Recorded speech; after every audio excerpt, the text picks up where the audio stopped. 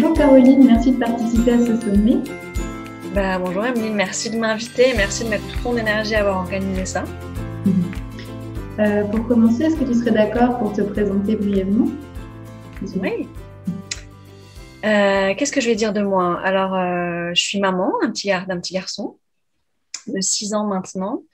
J'habite en région parisienne et je viens du domaine de l'éducation spécialisée et de la solidarité internationale.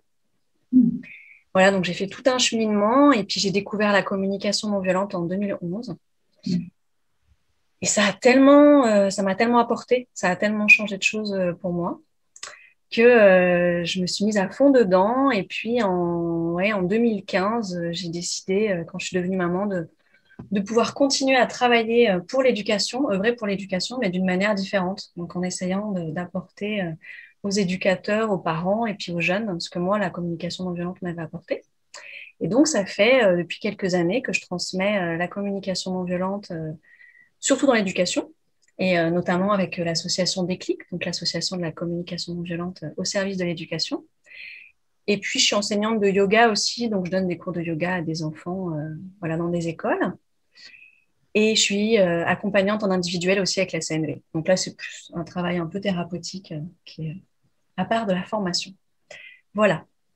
Peut-être que parmi nos auditeurs, certains ne savent pas du tout en fait l'origine de cette, comment on peut appeler ça, une façon de communiquer, Oui, on appelle ça surtout un art de la relation, je dirais. C'est un processus en fait qui nous aide à vivre les relations qu'on a envie de vivre avec soi-même et avec les autres. Et c'est un processus qui a donc été créé par un psychologue américain, Marshall Rosenberg, qui est mort aujourd'hui, et qui en fait, très jeune, s'est interrogé sur qu'est-ce qui fait qu'un être humain peut être en lien avec sa bienveillance naturelle ou peut en être coupé. Et donc, toute sa vie, il a réfléchi autour de ça, et c'est comme ça qu'il est devenu psychologue. Et puis, ça ne le satisfaisait plus vraiment au bout d'un moment.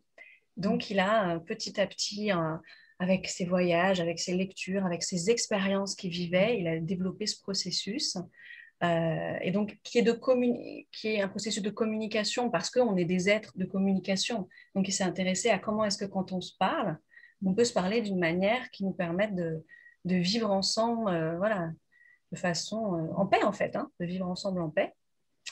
Et puis, il avait vraiment aussi à cœur qu'il y ait un changement social, dans le sens de pouvoir apporter aussi la paix dans les structures dans lesquelles on vit, et pas juste que pour soi-même. Et c'est intéressant ce que tu dis parce qu'en fait, c'est avant tout finalement un art de relationner avec soi-même, ce que tu disais. Oui. En fait, ça commence par soi. C'est-à-dire que si j'ai envie de contribuer à plus de paix avec les autres, ça demande que je commence d'abord par moi. Et Marshall disait une phrase que j'aime beaucoup qui est la relation, le premier pas dans la relation est un pas vers soi. Et donc, je vais avoir tout un moment où je vais prendre le temps de clarifier qu'est-ce qui se passe pour moi. Et ensuite, je vais pouvoir m'exprimer avec l'autre, et puis je vais écouter l'autre, et puis il va m'écouter. Et puis voilà, et on va voir comment est-ce qu'on peut chacun essayer de se brancher à ce que vit l'autre en étant de plus en plus vivant. Donc, on parle de paix, et en même temps, je ne voudrais pas qu'on puisse croire qu'être en paix, ça voudrait dire qu'on serait zen tout le temps. La communication non violente, ce n'est pas ça. Okay, c'est pas d'être zen tout le temps, parce qu'on est vivant et donc on a toutes les gammes des émotions qui peuvent nous traverser et il y a des moments où on est intense et ça peut être au service de la relation parce que c'est à un moment donné, c'est la réalité de ce qui se passe pour moi et de le même que l'autre aussi peut être dans une forme d'intensité et on le voit souvent chez les enfants qui sont beaucoup plus près de leurs émotions que nous et puis en plus on sait que les enfants ont plus de difficultés à pouvoir réguler leurs émotions que les adultes. Donc, il y a beaucoup d'intensité et cette intensité, elle parle de choses qui sont importantes pour nous. Dans notre langage courant, on dit tout le temps, voilà, tu me fatigues, tu m'énerves, tu me... Et du coup, comment est-ce qu'on désamorce ça? C'est une grande question. Par quoi est-ce qu'on peut commencer? Un petit pas, voilà, pour désamorcer ce processus où on remet toujours la faute sur l'autre de ce qu'on dit. Alors, c'est vrai que on a été éduqués comme ça déjà. On a vraiment été éduqués avec beaucoup de jugement. Et la plupart d'entre nous, en tout cas dans mon expérience et avec les personnes que je rencontre, on peut voir que enfant, on a cru qu'on était responsable des émotions des autres. Et donc, on a aussi rendu en miroir les autres responsables de nos émotions. Donc, ça nous fait comme ça des phrases où rapidement, on dit que c'est la faute de l'autre si on se sent comme on se sent. Donc ça, c'est un conditionnement en fait. Ça fait partie des conditionnements de nos cultures depuis des siècles et des siècles. Certains même disent des millénaires. Je ne sais pas exactement, mais en tout cas, ça date. Hein.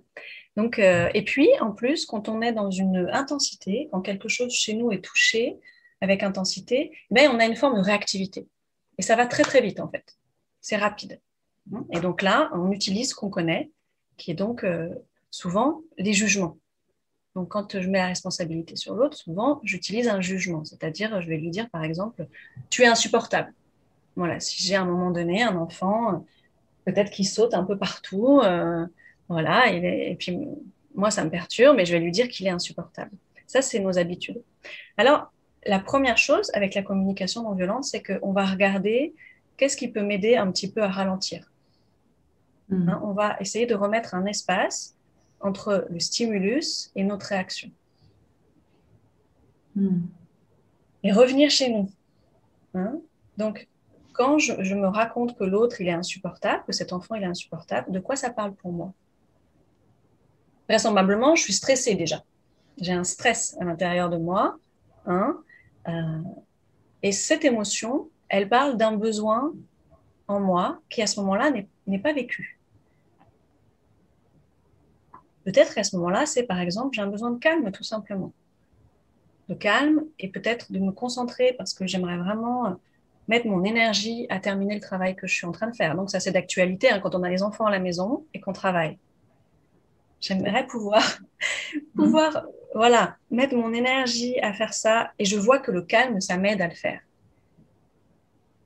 Et donc là, je suis chez moi, je ne suis plus en train de dire que je suis stressée à cause de l'autre. Je suis en train de dire que moi, là, j'ai vraiment besoin de me concentrer. Et en fait, quand tu sautes autour de moi, que tu fais du bruit, que tu viens me voir voilà, toutes les 2 minutes, par exemple, hein, si c'est ça qui se passe, bien, ça m'empêche de me concentrer. Donc, je vais apprendre à parler de moi et surtout de mes besoins. Ça, c'est vraiment le cœur du processus de la communication non violente. Ce sont les besoins. Hein, c'est-à-dire, eh bien, ce sont nos valeurs, ce sont toutes les énergies de vie qu'il y a en nous, les besoins humains. Hein, ça va de nos besoins de survie à nos besoins relationnels, à nos besoins d'accomplissement, à nos besoins autour de la liberté. Enfin voilà, il y a énormément de besoins humains et en même temps, on a tous les mêmes. Et c'est ça qui va nous permettre de nous relier en fait. C'est parce que comme on a les mêmes, si je te parle d'un besoin vivant en moi, tu peux comprendre. Parce que tu vas dire, ah mais oui, parce que tu le reconnais aussi à l'intérieur de toi. Et donc, on reprend effectivement la responsabilité. Et ça n'est pas simple parce que ce n'est pas ce qu'on a appris. Et puis, parfois, il y a quelque chose en nous qui trouve ça facile de se dire que c'est de la faute des autres. Hein, ça peut être confortable par moment. Simplement, ça crée des tensions dans les relations. Ça va créer de la fermeture ou alors un conflit ouvert. Mais ça va avoir un impact en fait dans nos relations quand on ne prend pas la responsabilité. Et puis nous, en fait, ça nous limite. Ça veut dire que j'attends que l'autre change pour moi nourrir mes besoins et vivre ce que j'ai envie de vivre. Oui, ça c'est vraiment important de le dire, je trouve, parce que je trouve que tant qu'on n'a pas compris ça, en fait, on se sent vraiment à la merci en fait des autres, de ce qu'ils vont penser, de ce qu'ils vont dire, de tout ce que ça va avoir comme impact chez nous, pour peu qu'on soit voilà. On est tous plus ou moins sensibles hein, de toute manière, mais bon voilà, pour peu qu'on soit particulièrement sensible, on vit plus quoi, parce qu'on est toujours dans la peur de ce que de ce qu'on va imaginer que pensent les autres, même voilà, un regard, une inflexion de sourcil ou quoi, ça devient vraiment terrible. Alors que quand effectivement on prend la responsabilité de nos besoins et de nos sentiments, finalement, on retrouve vraiment du pouvoir. Ok, il est énervé peut-être ou etc. Bah, très bien, enfin, on ne sait pas qu'on va rien faire, mais déjà, on va se dire, ok, qu'est-ce qui, dans tout ça, est à lui et qu'est-ce que moi, je peux faire éventuellement si j'ai envie de contribuer à son bien-être. Mais effectivement, ouais, retrouver du pouvoir, je trouve que c'est vraiment précieux. Ouais. Oui, et j'aime bien ce que tu dis, c'est effectivement chacun sa part dans la relation, et c'est pas que ça m'intéresse pas. Non. Parce que si j'aime vivre la relation avec l'autre, je suis concernée. Ça m'intéresse ce qu'il vit. Hein. Mais en même temps, je ne me dis pas que c'est de ma faute. Je vois qu'il est en train de me parler de lui. Même s'il est maladroit dans sa manière de s'exprimer, je vais essayer de développer la capacité à entendre, OK, il est en train de me parler de quelque chose chez lui. Et ça donne vraiment beaucoup de liberté et de paix dans les relations. Ouais. Tu sais, quand on était petit, on disait tout le temps, ah non, c'est pas de ma faute, c'est de sa faute, c'est de ta faute. Et encore adulte, tout le monde cherche tout le temps à qui est la faute. Quelles sont les pistes pour sortir de ça, de chercher à qui la faute? Oui. Alors effectivement, hein, c'est vrai que qui a tort, qui a raison, ça c'est un grand jeu. Et moi, je le vois dans la cour d'école, hein, dès la maternelle, il y a ça qui apparaît. C'est pas moi, c'est l'autre. Hein. Donc, il y a une forme de déni de responsabilité. Et ça aussi, ça fait partie des conditionnements qui créent des tensions, qui sont des freins, en fait, hein, à nos échanges.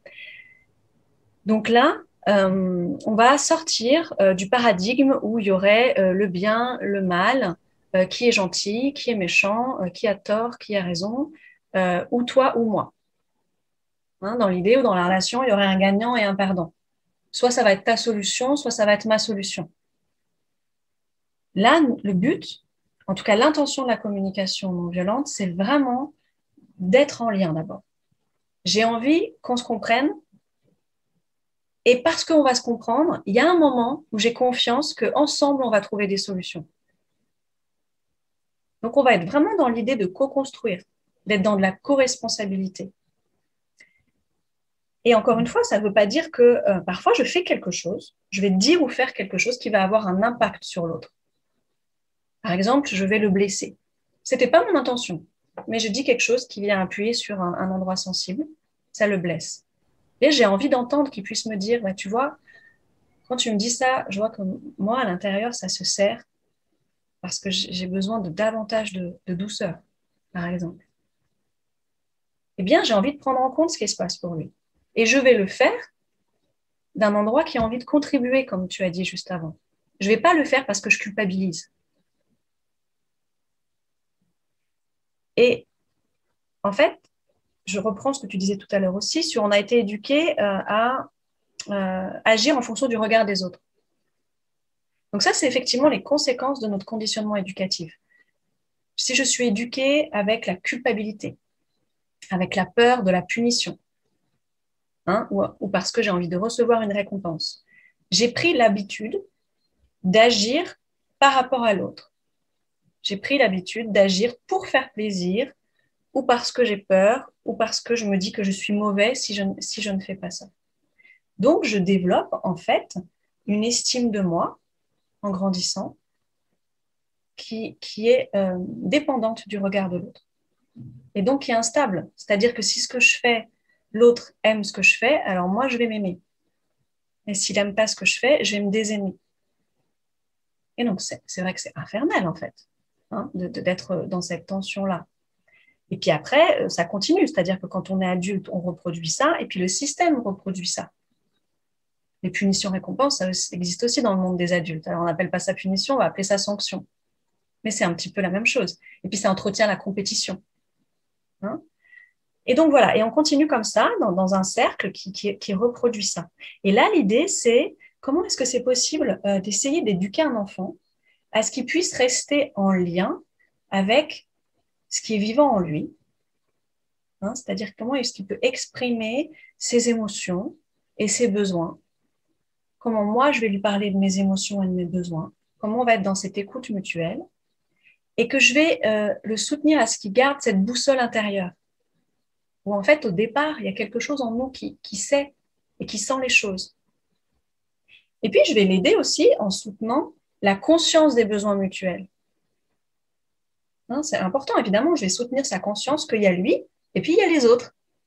Et donc, comment c'est possible que lui il puisse prendre en compte ses besoins à lui et puis celui de son environnement?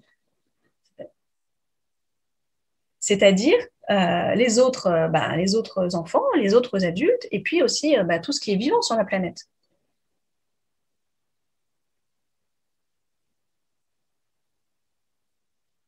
Il n'y a aucun souci. Donc, comment est-ce qu'il peut prendre en compte ses besoins à lui, les besoins des autres adultes, des autres enfants, et puis aussi de son environnement. Donc, je vais soutenir ça, en fait, chez l'enfant. Ça demande d'avoir cette confiance de base que l'être humain, il aime contribuer au départ. Si j'ai la croyance que l'être humain, il a quelque chose de mauvais en lui, oui. Alors ça va être difficile. Parce que c'est là où je vais me dire, oui, mais il faut bien que je lui apprenne ce qui est bien et ce qui est mal. Donc, je vais utiliser la punition et la récompense. Parce que j'ai envie que ça devienne un adulte qui a des belles valeurs. Il y a une belle intention au départ derrière les punitions et les récompenses. Il y a toujours des belles intentions éducatives. Sauf que jusqu'à peu, on n'a pas forcément mesuré l'impact. Oui.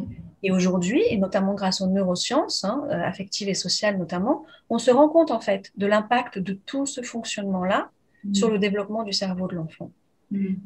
Donc là, le paradigme de la communication non violente, ça part d'une croyance, qui est une croyance comme une autre, chacun adhérera ou pas, mais ça part de la croyance que l'être humain, au départ, il aime contribuer à lui-même, aux autres et au monde.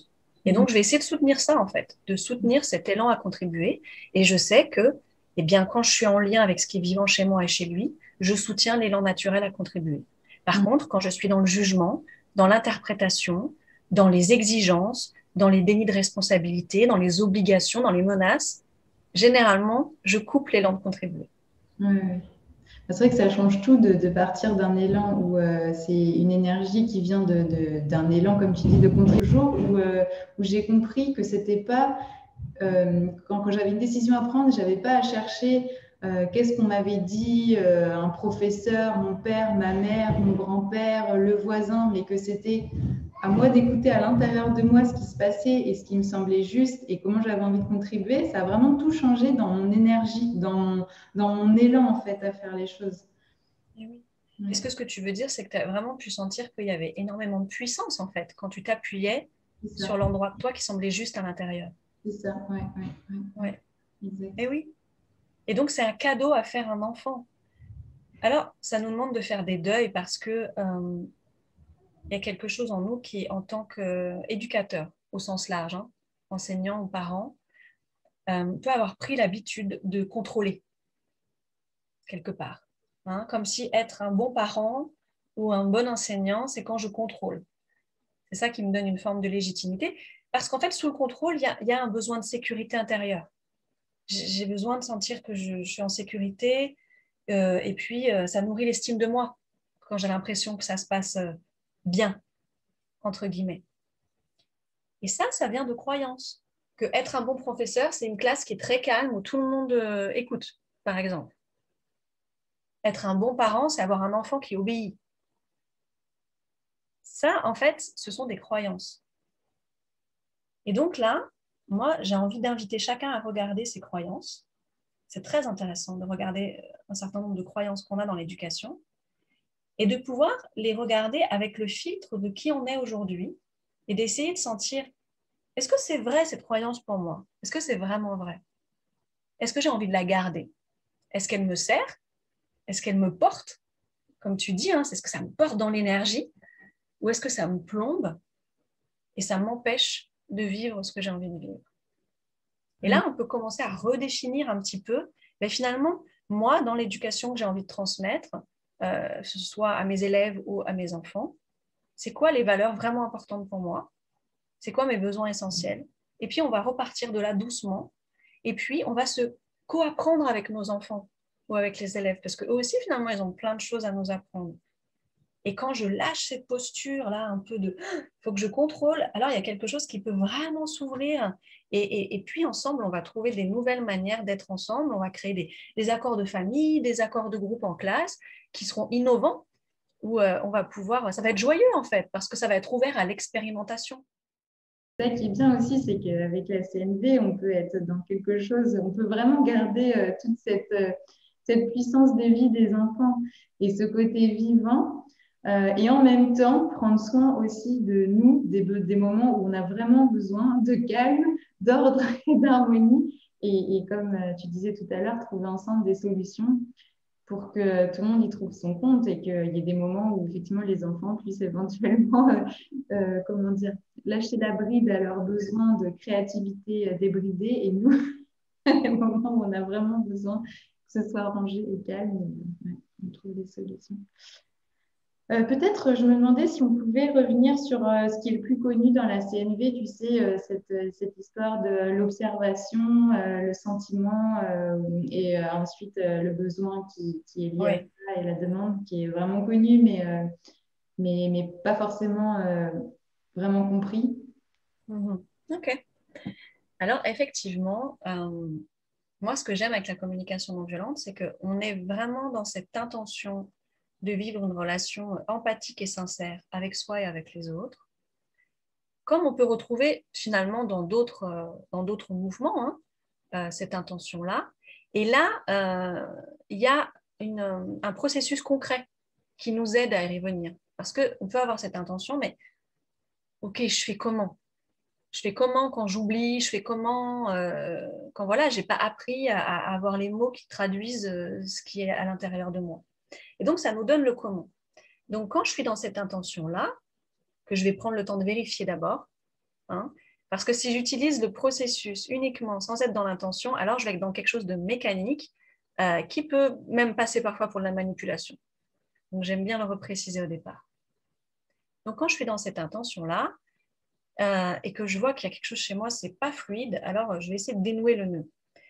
Et donc la première étape, c'est l'observation.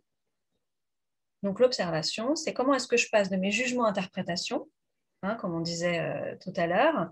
Donc voilà, mettons, j'ai un enfant que je qualifie de turbulent. Je veux dire, il est turbulent, par exemple. Mais c'est quoi l'observation? Qu'est-ce qu'il dit? Qu'est-ce qu'il fait qui, moi, me fait dire qu'il est turbulent? Ben, en fait, je vois qu'il bouge de tel à tel endroit, qu'il parle à une intensité ou à un volume qui est plus que ce que moi j'aime. Voilà, par exemple, c'est ça l'observation.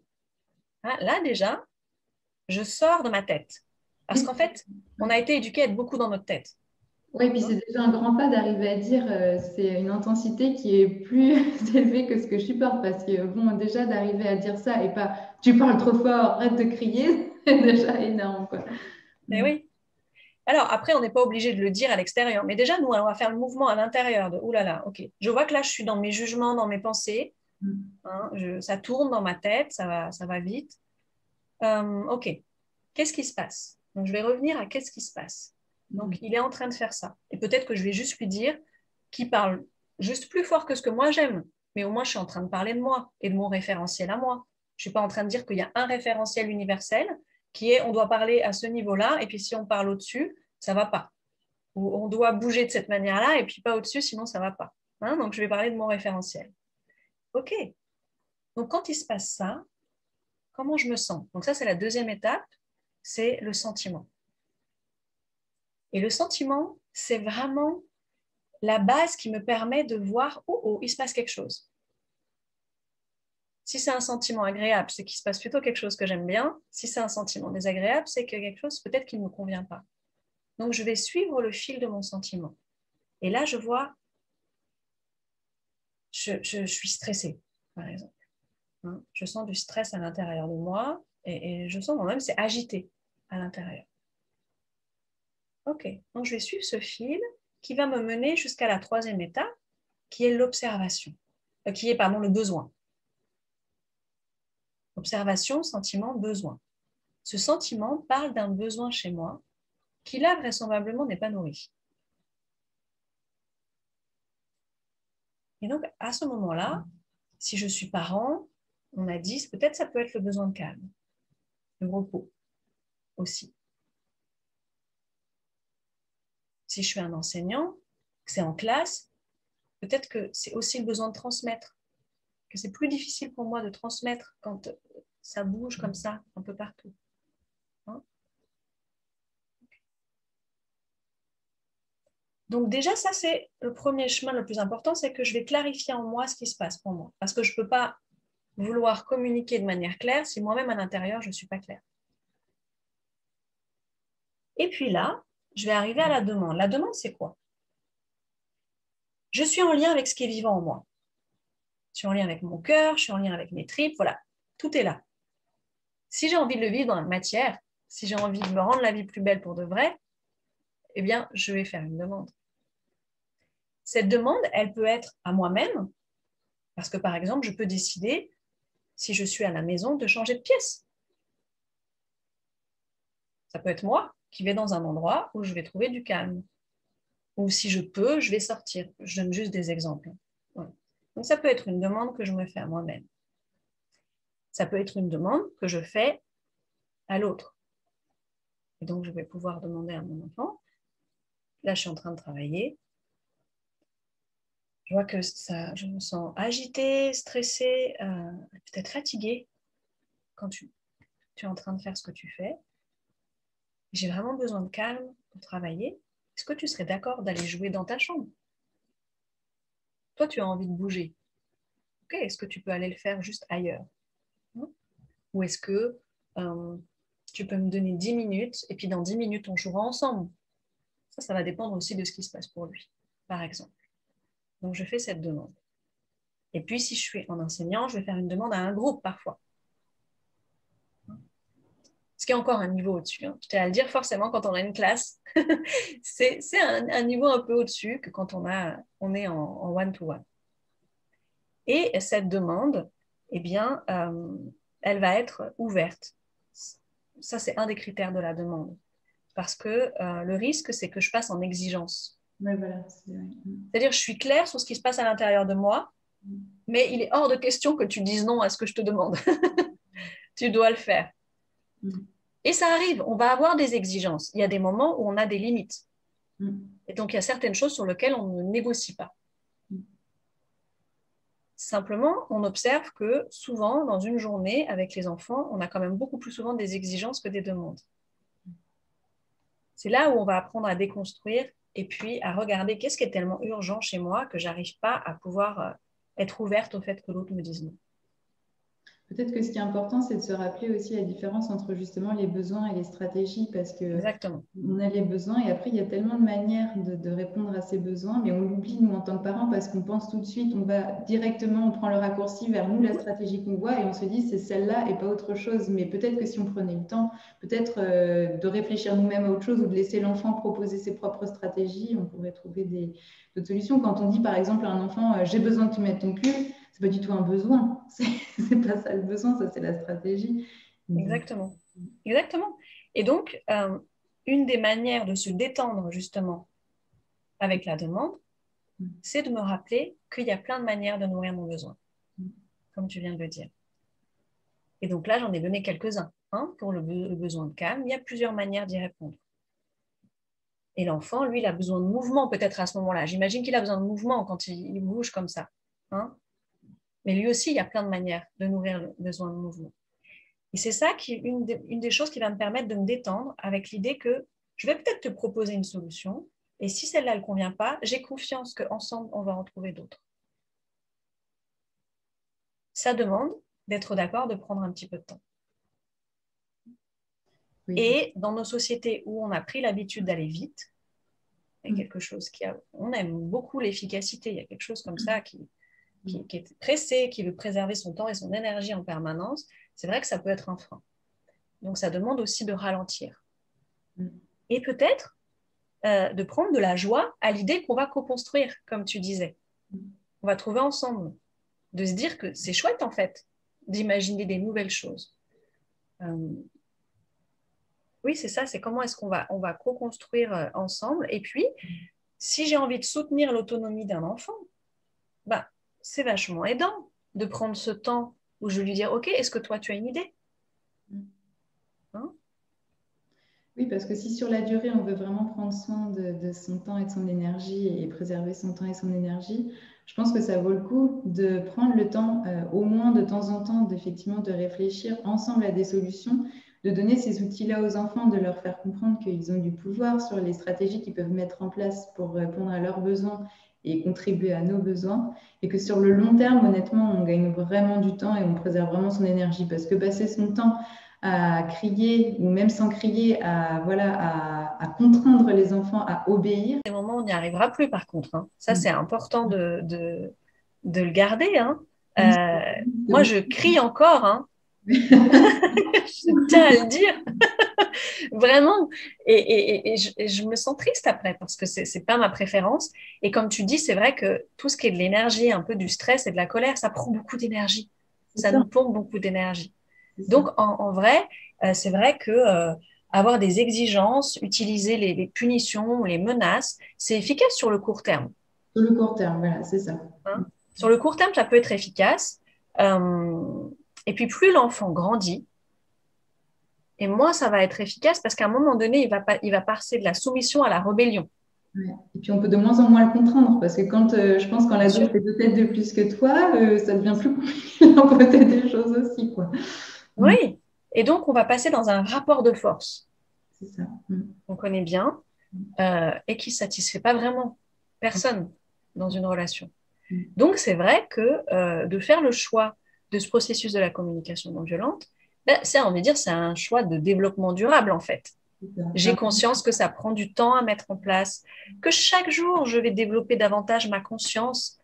Chaque jour, je vais revenir vers moi. Chaque jour, je vais faire des choses qui ne sont pas parfaitement comme j'aurais aimé le faire. Et je le prends comme un chemin qui me permet de grandir et qui me permet de grandir avec les enfants.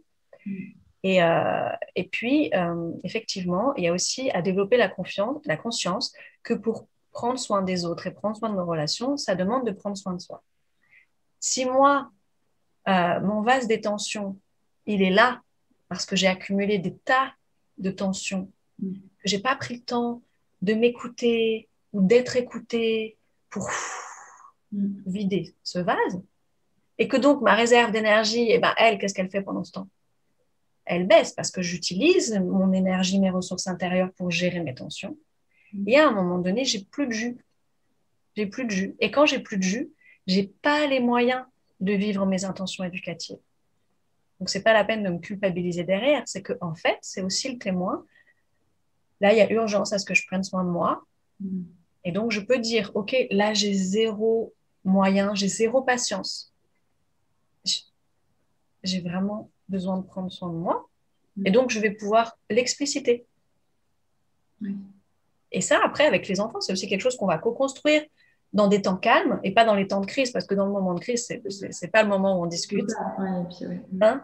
Dans les temps calmes, on va se regarder ensemble. OK, là, il s'est passé ça. Comment on peut faire la prochaine fois? Je vais expliquer à mes enfants comment je fonctionne. On va mettre en place peut-être des signes, des choses pour se dire, OK, ça, c'est le signe que, que là, je vais déborder. Comment est-ce que je prends soin de moi? Comment est-ce qu'ils peuvent prendre soin d'eux? Parce que c'est la même chose aussi pour eux. Hein? Et donc, tout ce que je fais pour moi, ils vont l'apprendre par mimétisme. Donc, je vais aussi leur permettre de prendre soin d'eux. Et puis, comme ça, on va permettre d'avoir le plus souvent possible un état intérieur qui nous permette d'avoir les moyens de mettre en place ce qu'on a envie de mettre en place.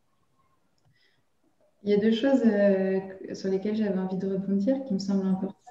C'est ce que tu disais sur le fait que les enfants apprennent par mimétisme. Bon, c'est évident, hein, je pense que tous les gens qui nous écoutent, qui sont enseignants, parents, on le sait. Mais du coup, c'est vraiment important que nous, on soit capable, par exemple, de développer un vocabulaire autour de nos besoins. Enfin, moi, je sais que c'est quelque chose sur lequel je sais que j'ai vraiment besoin de travailler, parce qu'il y a des fois, je sens des choses, parce qu'on revient aussi au corps, sur ce qu'on ressent, mais ensuite, je manque de mots souvent pour exprimer ce qui se passe chez moi, mais du coup, en développant notre vocabulaire, on peut aussi le proposer aux enfants. Et donc, je pense que, enfin, il y a très longtemps déjà, j'avais vu qu'il y avait des études qui avaient été faites là-dessus, que quand on a le vocabulaire pour exprimer ce qui se passe en nous, l'agressivité est beaucoup moindre, en fait, diminue énormément. Parce qu'en fait, d'être comme ça, enfermé à l'intérieur de soi avec ce qu'on ressent et de ne pas être capable de l'exprimer, c'est vraiment un problème. Et puis aussi, autre chose qui me semblait important dans ce que tu disais, c'est de savoir aussi exprimer les conséquences en fait de ce qui se passe. On n'est pas tenu d'être, comme tu disais, tout le temps calme et tout. Il y a des moments où on n'a plus d'énergie. C'est vraiment important d'être capable de dire aux enfants que voilà, ils peuvent continuer à hurler et à parler plus fort que ce qu'on a besoin, mais il y aura des conséquences. C'est que par exemple, nous, on va complètement perdre patience parce que, peut-être qu'on va se mettre à crier, peut-être qu'on va sortir en claquant la porte et les laisser se débrouiller parce qu'en fait, ben, on est humain, quoi. Donc, ça, je Mais trouve que oui, c'est vraiment important parce que sinon, mais on oui. se met des exigences incroyables avec nous-mêmes, en fait, en tant que parents ou en tant qu'enseignants. Oui, tout à fait. C'est souvent ça quand on est dans un chemin où on a envie d'offrir voilà, cette bienveillance, cette écoute aux enfants, et puis qu'on découvre la communication non violente comme autre chose, alors on peut basculer dans je dois être comme ça tout le temps. Hein, et donc on est en exigence avec nous-mêmes, comme si on pouvait être parfait, la meilleure version de nous-mêmes en permanence. Et puis, je ne suis pas sûre que ça rende service aux enfants parce que leur montrer que nous aussi, on a des limites et que Oui. des fois, on n'est pas parfait, ça leur permet aussi, eux, de ne pas être parfaits et de ne pas se mettre cette injonction. Mm, Et donc, pour tes deux questions, alors par rapport aux besoins, effectivement, bon, sur Internet, si quelqu'un a envie d'avoir une liste de besoins, il va en trouver, une liste de besoins de la communication non violente. Et puis, à la fin, je pourrais vous montrer quelques ouvrages pour ceux qui veulent aller plus loin. mm. Reste que ce qui va le plus aider, c'est d'aller se former. D'accord, oui. Hein, ça, c'est évident que la communication non violente, c'est comme si demain j'apprends un instrument de musique. Au plus je vais m'entraîner, au plus je vais expérimenter, au plus je vais apprendre et je vais évoluer. Donc là, voilà, c'est d'aller sur le site français de l'Association française, la communication non violente, pour voir toutes les formations, ou d'aller sur le site de Déclic CNV Éducation pour ceux qui veulent vraiment spécifiquement des stages éducation. C'est la meilleure manière de développer cette conscience des besoins. Et puis, ça peut être aussi de s'entraîner au quotidien, observer, juste observer. M'observer moi ou observer des gens autour de moi et me poser la question. Quand cette personne fait ça ou dit ça, c'est quoi son besoin? Parce qu'un des postulats de base, c'est que toute action d'un être humain essaie de nourrir un besoin. Même quand l'action nous paraît incompréhensible pour nous, parce que ce n'est pas du tout une stratégie que nous, on utilise, hein, un moyen qu'on utilise pour nourrir nos besoins. Mais cette personne-là, apparemment, oui. Alors, je vais regarder. Je vais me poser la question. Je vais essayer de me brancher. Tu vois, c'est... En fait, quand je suis comme ça, dans cette posture d'essayer de me comprendre ou de comprendre l'autre, ce que nous, on appelle l'écoute empathique, en fait, en communication non violente, c'est en fait, j'essaie de me brancher. C'est où la prise, hein? J'essaie de me connecter en Wi-Fi avec l'autre. Qu'est-ce qui se passe chez cet être humain? Qu'est-ce qu'il est en train de vivre? Et voilà. Et je peux juste observer et m'entraîner comme ça à voir il y a quoi d'important chez lui, sachant que donc un besoin, c'est différent d'une stratégie. Donc ça veut dire un besoin, c'est quelque chose qui vit en nous, mais c'est pas quelque chose de matériel. Tout à l'heure, tu disais, j'ai besoin que tu mettes ton manteau. Non. Alors déjà, il n'y a pas de besoin que tu, parce que le besoin, il est chez moi. Je parle de moi. Hein. Et donc, ça va être, OK, s'il met son manteau, moi, ça me permet quoi? Ah, bah, peut-être que ça me permet de la sécurité, parce que je me raconte que peut-être il va attraper froid. Hein, et donc, voilà, j'ai pas envie qu'il soit malade, j'ai pas envie d'aller chez le médecin non plus. Donc, moi, ça m'offre de la sécurité à moi. Voilà. Et puis, j'ai envie de prendre soin de sa santé, par exemple. Voilà.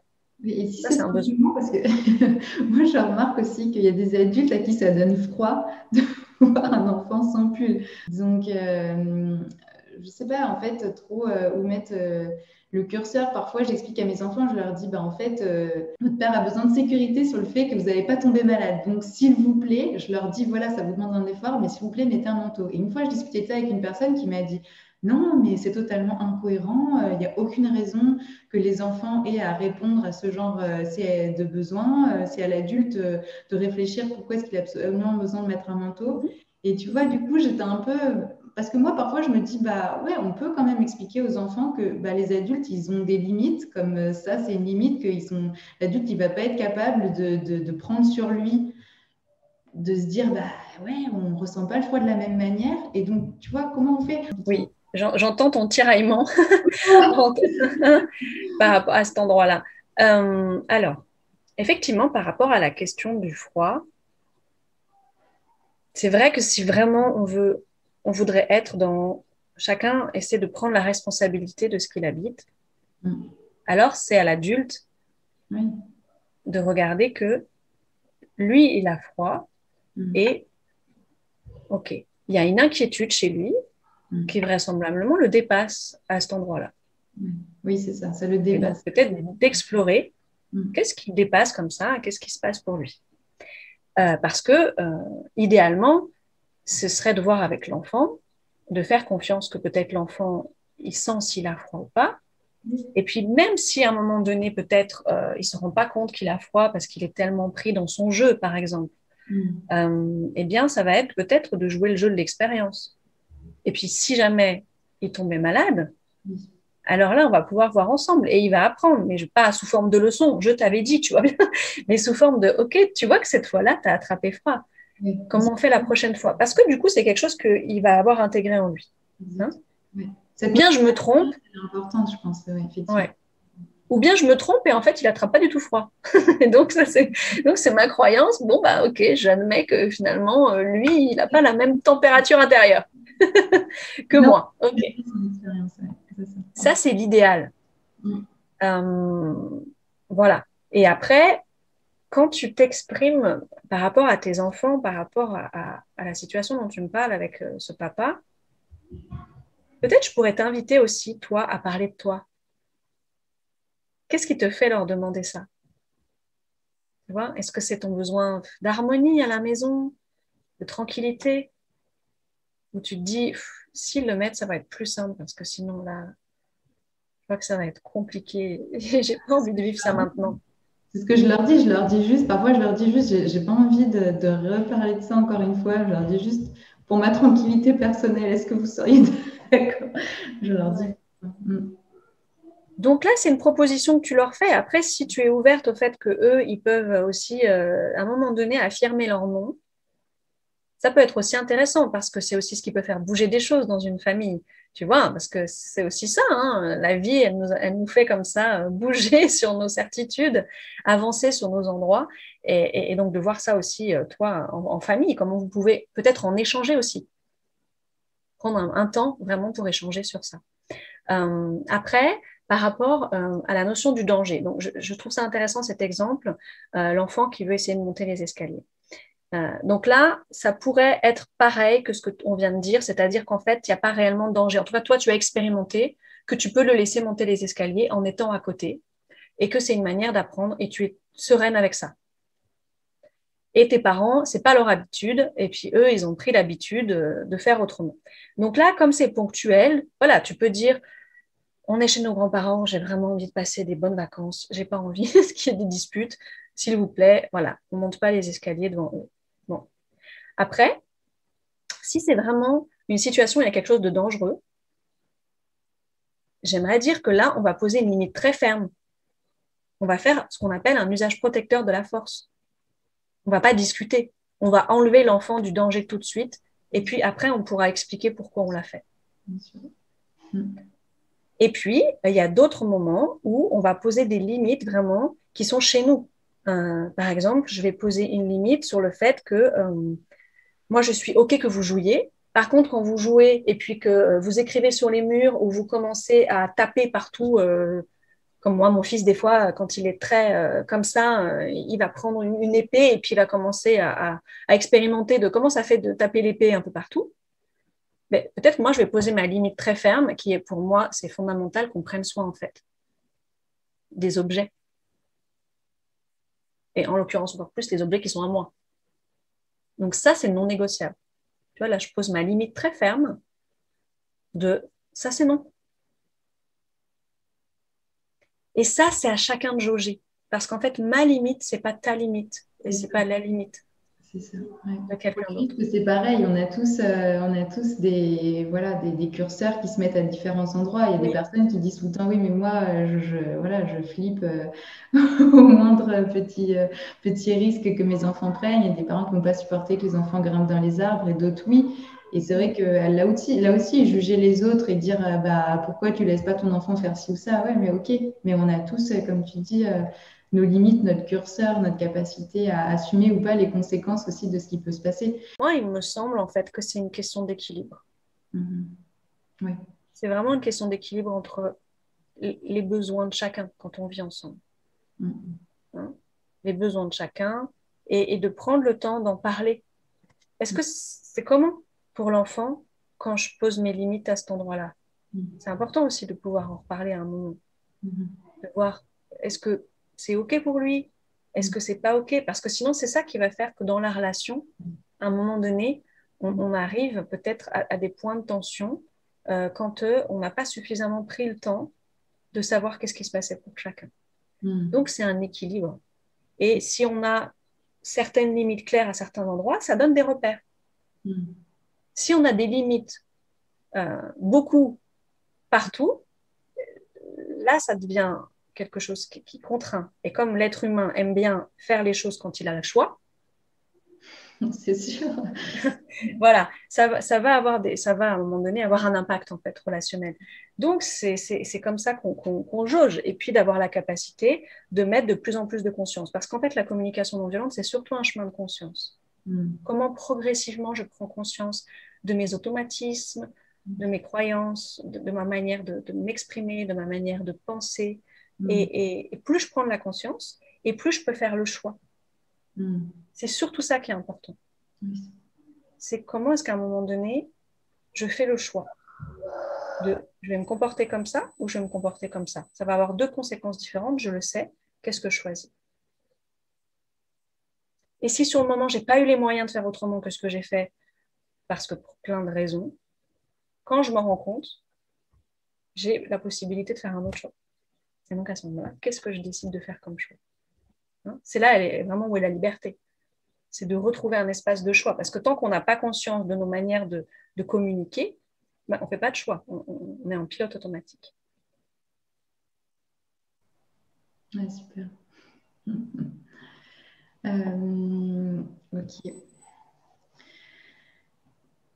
Moi, j'avais peut-être encore une question à te poser autour de la notion d'autorité malgré tout, notamment quand on parle justement à des enseignants, parce que c'est une position qui est quand même, voilà, qui est délicate, qui est exigeante quand même d'être enseignant. Comment peut-être donner des pistes pour développer une sorte d'autorité qui soit naturelle? Alors, est-ce que ça va ensemble, autorité naturelle? Est-ce que c'est des termes qu'on peut associer? L'autorité, de base, alors je ne pourrais pas rentrer là dans les détails étymologiques, etc., mais tu vois, l'autorité, au départ, c'est quelque chose qu'on va décider, qu'on va donner. Quelqu'un va me donner autorité à moi. Parce qu'à un moment donné, il y a une forme de confiance et puis d'inspiration. Quelque chose où je sens que cette personne, elle a des choses à m'apporter, j'ai envie de l'écouter, je lui donne autorité. Et puis, ça a été dévoyé et on s'est retrouvé un peu dans quelque chose où c'est comme l'autorité se prend. Et là, c'est une distinction importante, nous, en communication non violente, qu'on fait entre pouvoir sûr, qui est une forme d'habitude, on a pris l'habitude d'exercer le pouvoir sur les autres, et nous, on a plutôt envie de faire du pouvoir avec. C'est-à-dire que chacun puisse exercer sa puissance au sens important du terme, dans le sens de, quand je viens au monde, j'essaie d'expérimenter, de trouver ma puissance, c'est-à-dire de voir que j'ai un pouvoir d'agir. Si je n'ai pas de pouvoir d'agir, la vie, elle perd son sens. C'est hyper important d'être relié à ce pouvoir d'agir. Et donc, comment est-ce qu'on fait pour ensemble avoir un pouvoir d'agir? Et donc, dans une classe, nous, l'invitation, ça va être de développer progressivement cette prise en compte des besoins mutuels, les besoins des enfants et moi, mes besoins aussi, en tant qu'enseignant, et progressivement co-construire ensemble des accords de classe, une organisation de classe où on va permettre que les besoins soient pris en compte. Et plus les besoins vont être pris en compte, plus petit à petit, il y a quelque chose qui va être plus fluide en fait. Donc, évidemment, ça prend du temps. C'est petit pas par petit pas que ça va être construit. Et puis là, nous, on a beaucoup d'enseignants. Moi, je vais souvent dans les établissements scolaires et puis à Déclic, il y a beaucoup d'enseignants qui se forment. Voilà, c'est un processus d'avoir les modules de base et puis après d'avoir des modules spécifiques, la communication non violente en classe, parce que c'est sûr que c'est un challenge plus haut tout seul avec un enfant, ou soi-même avec son mari, ou avec son collègue de travail. Et en tout cas, il y a vraiment des choses très belles qui se passent dans les classes quand on peut vivre ensemble ce pouvoir partagé. Il y a peut-être ça, il y a une peur terrible de ce qui va se passer si on laisse du pouvoir aux enfants. On se dit, surtout, ils vont monter sur les tables, jeter des boulettes de papier, se jeter par les fenêtres ou je ne sais pas quoi. Donc, mais oui, parce que c'est ce que tu dis, c'est les fondements de notre système de croyance, de l'obéissance. Et à un moment donné, avec cette croyance que chacun, voilà, il y a une hiérarchie, et puis chacun doit obéir à celui qui est en dessous. Et donc, comme ce n'est pas quelque chose qui est naturel et qui prend en compte chacun, forcément, il y a une tension qui se crée. Parce que si je veux garder autorité, je dois exercer mon pouvoir de contrainte sur l'autre. Sinon, je la perds. C'est énormément d'énergie à ça, du coup, aussi. Et oui. Et c'est une croyance, effectivement, qui n'est pas la réalité par ceux qui expérimentent d'autres types d'organisation. Ça n'est pas une réalité. Et en même temps, je tiens à préciser que ça demande du temps parce que des enfants qui ont été conditionnés dans ce modèle-là, forcément, quand on change le modèle, il y a un moment, ça vacille. Donc, on fait les choses progressivement en respectant son propre rythme. Oui, c'est vraiment important de le dire parce que sinon, on essaye 2 jours et puis ça ne fonctionne pas forcément parce que quand tu n'as pas appris à fonctionner autrement, ça ne va pas se faire en 5 minutes. Et du coup, on dit, ah bah non, bah, ça ne marche pas, vous voyez, ils font n'importe quoi dès qu'on les laisse libres. Ben non, il faut un peu de temps pour réapprendre à s'écouter, à écouter ses besoins, à agir depuis soi et pas depuis… C'est sûr que si tu n'as jamais de liberté, le jour où on t'en laisse, voilà, tu vas te jeter dans le placard à confiture, manger tous les bonbons. Oui, forcément. Il y avait encore un point que j'aimerais bien aborder avec toi, si tu veux bien. C'est la question des compliments, en fait. Parce que tu as parlé tout à l'heure de la question des punitions et des récompenses. D'ailleurs, il y a une conférence très intéressante de Marshall Rosenberg qu'on trouve sur le web là-dessus, sur Éduquer sans punition, c'est une récompense qui est super. Et comment on peut exprimer quelque chose qu'on a envie de dire à quelqu'un. Donc, ça part d'un élan où on a envie de lui dire, voilà, j'admire ta patience. Mais comment l'exprimer pour que ce soit reçu par l'autre et que ce ne soit pas un jugement, ni dans un sens ni dans l'autre? Alors, je vais essayer de faire la même chose que ce qu'on a vu tout à l'heure quand on était dans un jugement négatif, parce que finalement, le compliment, c'est un jugement positif. Alors, évidemment, ça peut être plus agréable qu'un jugement négatif. Donc, c'est souvent difficile au début à comprendre pourquoi est-ce que en communication non violente, on dit qu'on préfère exprimer sa gratitude, son remerciement, célébrer ce qu'on apprécie chez l'autre, plutôt que de faire un compliment. Parce que, en fait, le compliment, ça peut être vu déjà comme une récompense. Et donc, l'enfant peut agir pour recevoir un compliment, mais pas en agissant à partir de son référentiel intérieur. Et nous, on cherche le référentiel intérieur, comme on a pu dire tout à l'heure. Et puis, ça peut être vu aussi comme une étiquette qui n'est pas forcément facile à porter. Tu es intelligente, tu es belle, tu es patiente. Comme si je ne pouvais pas être autre chose. Je n'ai pas le droit d'être autre chose, je dois correspondre. Et je dois correspondre pourquoi? Parce que ça va encore dans l'idée où c'est l'autre qui me définit. C'est l'autre qui décide ce que je suis. Et donc, je n'ai pas mon propre pouvoir. Et l'amour que je me porte dépend du regard de l'autre. C'est la même chose en fait que tout à l'heure. C'est ça le risque. Alors, on va apprendre à dire, voilà, par exemple, la personne qui te dit tu es une bonne maman, elle va regarder qu'est-ce qui se passe en elle. Elle va dire, oh, mais quand je te vois agir comme tu agis, donc je ne sais pas ce que tu as fait à ce moment-là, je vais dire ce que je vois de toi et je vais dire, oh, je suis impressionnée en fait. Et parce que je vois que c'est inspirant pour moi en termes de patience, en termes d'écoute, par exemple. Ça, c'est des besoins. Je vais parler de mes besoins nourris quand je te vois faire ce que tu fais. En fait, on est dans le même processus. Je vais dire ce que je vois. Je vais dire les besoins que ça nourrit pour moi. Et du coup, quand je le vois, eh bien, je me sens impressionnée. J'ai envie de te le partager. J'ai juste envie de te le partager parce que c'est ça qui se passe en moi. Ou bien, si c'est quelque chose que tu viens de faire directement pour moi, par exemple, tu viens et puis tu m'apportes, je ne sais pas, tu m'apportes un cadeau. Et ce n'était pas prévu. Et je vais te dire, oh, mais merci tellement en fait. Parce que je vois que je suis touchée, ça nourrit le lien en fait. Je vois que ça nourrit le lien et puis le prendre soin. Et ça me fait vraiment plaisir. Merci. Donc, ouais. Et ça permet, encore une fois, de garder cet endroit à la fois de liberté, c'est-à-dire que quand l'autre me dit ce qu'il aime de ce que je fais ou de ce que je dis, ou de ce que j'émane, ou je ne sais pas, je suis libre de prendre ou pas ce qu'il me dit. Il est en train de me parler de lui. Oui. Oui. Et je suis libre de recommencer ou pas. Oui. Parce que le risque avec le compliment, c'est de refaire pour conserver l'amour de l'autre. Et donc, je ne le fais pas d'un endroit spontané qui a envie de le faire.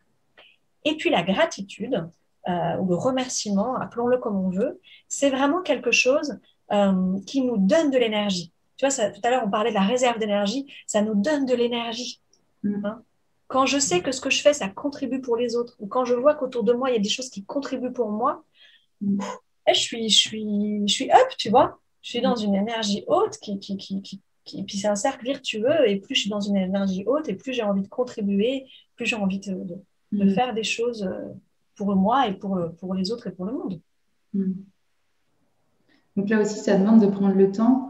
Quand quelqu'un fait quelque chose et qu'on a l'élan de faire un compliment, de prendre le temps, de se dire, voilà, qu'est-ce qui se vient en moi à ce moment-là et qui fait que j'ai envie de faire ce compliment. Je pense que ça, c'est important, vraiment de souligner le temps qu'il faut tout le temps prendre. Tout à l'heure, je relisais une phrase de Marshall Rosenberg et j'aimerais bien te la partager parce qu'elle parle de ça et elle est assez claire. Prenez votre temps. Certes, il est parfois inconfortable de ne pas céder aux automatismes que j'ai appris. Mais je veux prendre mon temps pour arriver à vivre en harmonie avec mes propres valeurs et non comme un robot programmé pour fonctionner en conformité avec sa culture. Alors oui, prenez votre temps. Ce sera peut-être inconfortable, mais en ce qui me concerne, c'est ma vie que j'engage. Je prendrai le temps de la vivre comme je le veux, quitte à avoir l'air ridicule parfois. Le déconditionnement, ça ne peut passer que par le fait de ralentir. Et au début, ça paraît fastidieux, mais si demain je veux apprendre à jouer de la guitare, au début, ça ne va pas être harmonieux. Hein? Et puis, ça va être inconfortable pour les autres aussi d'entendre. Et oui aussi. Et je vais faire du mieux que je peux et je vais apprendre à mon rythme. Et puis parfois, je vais faire comme j'avais l'habitude de faire avant et c'est pas grave. Et puis quand je m'en rappelle et que j'ai les moyens, alors je vais essayer d'apprendre jusqu'à ce qu'un jour, ça soit fluide. Oui, et puis ça me fait penser aussi à cette question, tu sais, du langage. On dit que quand on parle en CNV, tu sais, ça fait un peu stéréotypé, mais bon, c'est comme quand on fait des gammes. Au début, c'est pas passionnant, les gammes, entendre 20 fois le même. Je me souviens quand je faisais des gammes à la harpe, mon mari disait, je commence un peu à en avoir marre d'entendre les mêmes. Et ma prof, elle me dit, bah oui, mais c'est comme ça. Et c'est vrai que quand tu pratiques, ça ne te gêne pas parce qu'en fait, tu es tellement pris dans ton truc que tu as envie en fait d'y arriver. Donc, tu le fais 100 fois, 200 fois. Bon, pour les autres tours, ça peut être un peu pénible. Mais après, ça paye parce que tu peux jouer un joli morceau qui est harmonieux et qui est fluide. Et pour le langage, c'est pareil. Après, ça passe dans le langage plus fluide oui. Oui. Et puis, pour faciliter ça, pour faciliter le fait que l'autre puisse nous entendre. Parce que c'est vrai que parfois, si on utilise vraiment l'OSBD de manière mécanique et un peu grammaticale, ça peut couper l'autre. Il peut avoir ses oreilles qui se ferment un peu. Alors, je peux vraiment d'abord prendre le temps, tout un temps où je vais faire que observer. Nous, quand on fait des stages, moi, quand je fais des stages, on dit toujours aux personnes au début, d'abord observer. Faites-le pour vous, de vous à vous. Comme ça, vous vous entraînez sur vous-même d'abord. Jusqu'à ce que vous arriviez à avoir des mots qui vont vous venir naturellement et qui ne vont pas apparaître comme quelque chose de mécanique. Et après, quand je vais le dire à l'autre, comme je me serais suffisamment entraînée à l'intérieur, alors ce sera invisible. Moi, à l'intérieur, j'ai la clarté sur où est-ce que je suis, j'ai de la conscience, mais comme je l'exprime, ça passe inaperçu. Et je favorise mes chances que l'autre il ait envie de m'entende. Ou alors, je peux m'exercer dans des endroits où je suis en confiance et où je vais prévenir les autres. Écoute, je suis en train d'apprendre un nouveau truc. Est-ce que ça te va si j'essaye? Comme ça, l'autre, il est au courant. Oui, ouais, ouais. Oui, et puis c'était important. Tout à l'heure, à un moment donné, tu as dit l'idée, c'est de se rendre la vie belle. Et je pense que c'est vraiment important de se souvenir que tout ça, c'est pas pour se rajouter des contraintes et se compliquer la vie. L'idée, c'est vraiment de se rendre la vie plus belle, mais vraiment de sortir des compromis où on cède des choses à contre-cœur. C'est vraiment toujours essayer d'aller vers les choses avec élan, avec l'élan de contribuer et de se rendre tous la vie belle. Et il y a aussi quelque chose que je voulais partager, que j'aime beaucoup, une image qui m'aide, c'est l'image de Marshall qui dit que, alors bon, je vais pas le dire sous la forme la plus familière, mais qu'on observe en fait toujours que même lui, qui était quand même très avancé sur ce chemin, etc., il y avait toujours un moment où il observait en fait son spectacle le Chacal, donc la partie conditionnée et qui est dans le jugement en fait, et que même au bout de 20 ou 30 ans ou 50 ans de pratique de la CNV, eh ben, il peut y avoir ce moment, donc c'est pour revenir sur ce que tu disais aussi de prendre le temps, ce moment entre le moment où on est stimulé, le moment où on s'exprime, où il va y avoir ce chacal conditionné qui va être plein de jugements, c'est juste qu'on se tait en fait. Et on l'observe et c'est pas grave s'il est là et c'est important aussi parce qu'il y aura toujours des moments où à l'intérieur de nous on dira oh mais voilà, avec toutes sortes de noms d'oiseaux, on a envie d'étrangler le voisin parce qu'il passe la tondeuse, etc. Mais c'est juste qu'on va rien dire, on va rien faire à ce moment-là, on va juste prendre le temps de dire ok, c'est là. Et, et donc, je trouvais ça vraiment précieux quand Marshall disait ça, parce que, et c'est ce que partage aussi Isa Padovani, c'est que on peut pas être parfait et notre partie pleine de jugement, elle va toujours être là plus ou moins longtemps et plus ou moins fort, mais que c'est OK, quoi. C'est juste que on va pas agir à ce moment-là parce que sinon on va tout casser, on va casser des choses dans la relation. Oui. Marshall Rosenberg, il parlait notamment de prendre plaisir au spectacle du chacal. Oui, voilà, c'est ça. Donc ça, c'est le chacal. Voilà. Et ça, c'est une girafe. OK. Donc, puisque tu en parles, on peut les utiliser. Hein. Donc Marshall, il utilisait ça vraiment par soin pédagogique pour que ça permette de mettre de la clarté et puis de l'humour. Parce que voilà, c'est un peu drôle aussi. Avec l'idée qu'on a les deux à l'intérieur de nous, d'accord? Parce que je ne voudrais pas qu'on croie qu'il y en a un qui est bien et il y en a un qui est mal. Sinon, on retombe dans nos habitudes de croyance.